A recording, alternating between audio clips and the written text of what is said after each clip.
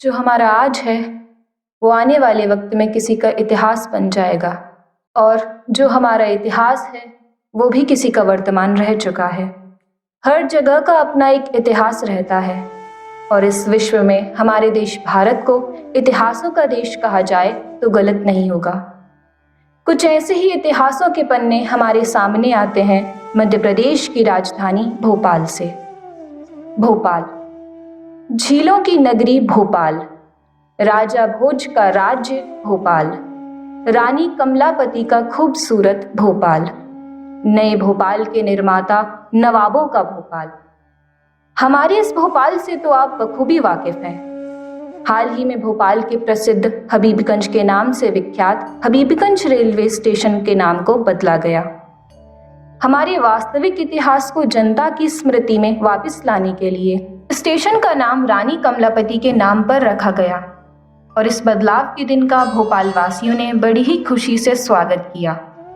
इससे जुड़ी हुई जानकारी तो आपने अलग अलग माध्यमों से जान ही ली होंगी, लेकिन जिस रानी के नाम पर इस स्टेशन का नाम बदला गया, क्या उस रानी कमलापति को आप जानते हैं?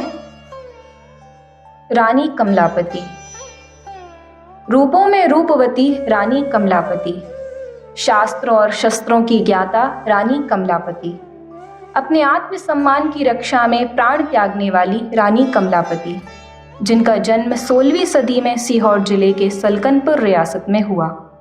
सलकनपुर रियासत के राजा कृपाल सिंह सरोतिया की बेटी रानी कमलापति को बचपन से ही अस्त्र शस्त्र चलाने का शौक था, जिनमें तलवारबाजी और तीरंदाजी मुख्य तौर पर शामिल थे। उनके युद्ध कौशल के चलते उन्हें उनके पिता की सेना का सेनापति नियुक्त किया गया था।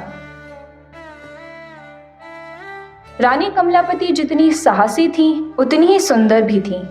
उनका विवाह गिन्नौरगढ़ के गोंड राजा निजाम शाह के साथ हुआ। गिन्नौरगढ़ आज के भोपाल से 60 किलोमीटर की दूरी पर बसा एक सुंदर राज्य, जिसमें कई पड़ोसी राजाओं की नजर थी। साथ ही अब गोंड रानी बन चुकी रानी कमलापति की सुंदरता भी निजाम शाह से दूसरों की ईर्ष्या का कारण थी।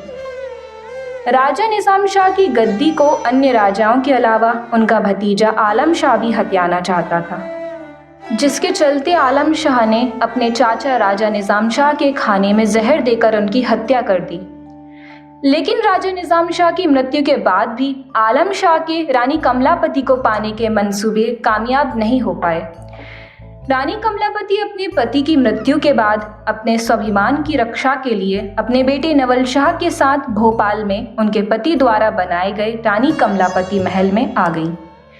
कमलापति अपना राज्य जरूर छोड़ चुकी थी, लेकिन इसके बाद भी आलम शाह से प्रतिशोध लेने की भावना दिन प्रतिदिन बढ़ती जा रही थी, जिसके चलते उन्होंने अफगानी सरदार मोहम्मद खान से आलम शाह के खिलाफ जंग लड़ने का 1 लाख स्वर्ण अशरफियों का सौदा लिया, जिसके बाद दोस्त मोहम्मद खान ने आलम शाह के खिलाफ जंग लड़ी और उसे मारकर गिन्नौरगढ़ का राज्य हासिल कर लिया।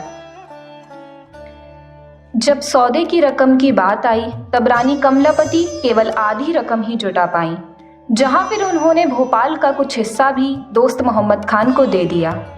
इन सब के बाद दोस्त मोहम्मद खान ने रानी कमलापति पर अपने हरम में शामिल होने पर जोर डाला, लेकिन ये रानी कमलापति को हरगिज मंजूर नहीं था, जिसके चलते इनके बीच युद्ध हुआ, जहां रानी ने अपने 14 साल के बेटे नवल शाह को 100 सैनिकों के साथ मोहम्मद खान की विशाल सेना के खिलाफ युद्ध करने भेजा, जिस युद्ध में नवल शाह वीर गति को प्राप्त हुए। नवल शाह से जंग जीतकर मोहम्मद खान ने रानी कमलापति की ओर रुख किया, जिसकी खबर पाते ही भोपाल की आखिरी हिंदू गोंड रानी कमलापति ने अपने स्वाभिमान की रक्षा के लिए उसी पल जल समाधि ले ली। इतिहास के पन्नों को पलटने जाएं तो ऐसी कई वीरतापूर्ण कथाएं हैं जो वीरों के देश भारत के आंचल में जन्मी हैं। भोपाल की गोंड रानी कमलापति की कहानी उन्हीं में से एक है। भले आज विश्व भर में नारी सशक्तिकरण की बात होती हो, लेकिन भारत में नारी हमेशा से सशक्त रही है। चाहे वो झांसी की रानी लक्ष्मीबाई हो, माहेश्वर की रानी अहिल्याबाई हो या भोपाल की रानी कमलापति, ये वो महिलाएं हैं जिन्होंने जीवन के हर पड़ाव पर अलग अलग रूपों में अपना कर्तव्य निभाया है। चाहे वो एक माँ हो, पत्नी हो या परिवार पर आँच आने पर दुश्मनों के खिलाफ योद्धा हो।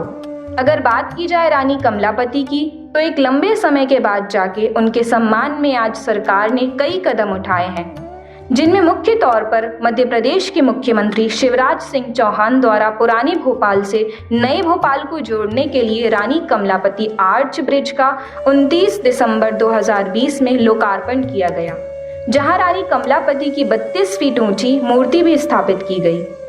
वहीं हाल ही में 15 नवंबर 2021 में हबीबगंज स्टेशन के नाम को बदलकर रानी कमलापति स्टेशन रखा गया, जिसका लोकार्पण करने खुद प्रधानमंत्री नरेंद्र मोदी जी आए।